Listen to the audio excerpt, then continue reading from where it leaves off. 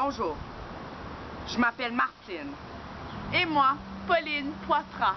Et voici notre histoire.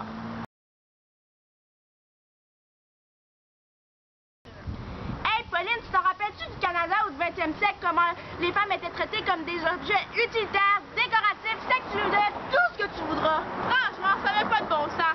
Notre jeune Québec, là, au début du 20e siècle, nous, là, il y avait une grosse différence entre les femmes et les hommes, puis c'était clair, net et précis.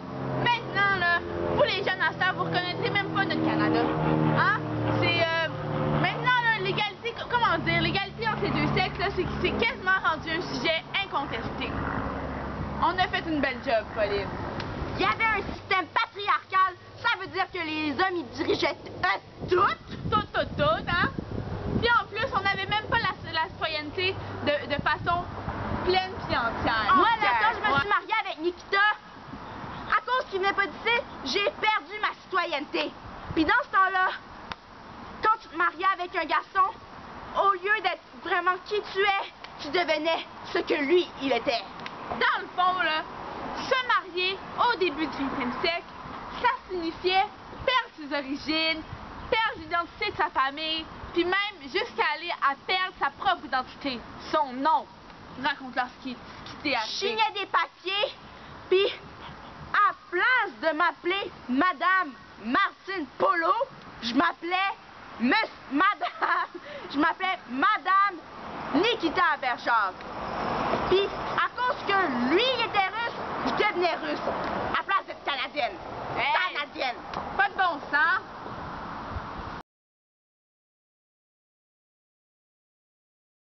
Dans le fond, là, ce qu'on voulait, c'était le droit de vote. Puis aussi, le droit au travail. Ici, on travaillait, on voulait pas avoir de discrimination sur les lieux de travail. Oh que non. Dans le fond, là, tout ce qu'on demandait, c'est de passer d'un système patriarcal à un système égalitaire. Tu te rappelles le temps de la guerre? Non. Mais voyons, allume le travail des femmes, tout ça. Oh! Le travail des femmes changeait lentement pour celui des hommes. Mais oui, pas le choix. Les hommes s'en allaient tous en guerre. Ils avaient besoin de main-d'œuvre ici pour travailler. Ben, ils ont pris les femmes. Puis les femmes travaillaient dans les usines. Ils encourageaient beaucoup l'utilisation des femmes parce que ça donnait d'excellents résultats. C'est sûr. Les femmes, on travaille toujours Hey, bien. Pauline, t'en rappelles-tu en 1919, le jour de mes 25 ans, les femmes avaient enfin le droit de voter au fédéral. Le plus beau jour de ma vie. Hein, qu'est-ce que tu dis? Le plus beau jour de ta vie? Moi, j'espère que le plus beau jour de ta vie, là, c'est en 1929. Le jour où qu'on a eu le droit que les femmes ont eu le droit d'être membres du Sénat. OK, c'est bien beau voter pour des lois, ouais. Mais c'est encore plus magnifique de faire partie de la politique. C'est beaucoup plus significatif, ça.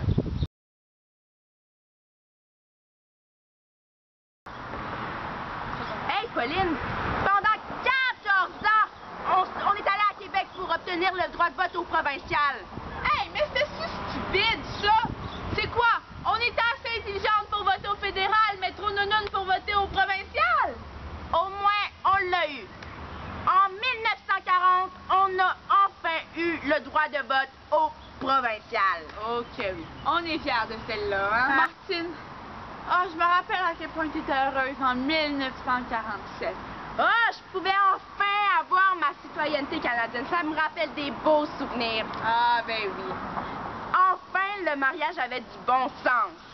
Ben oui, on perdait plus la citoyenneté quand on se mariait avec un nom canadien. On gardait nos origines. Toi, tu pouvais garder ton nom que t'aimes tant, hein, Martine?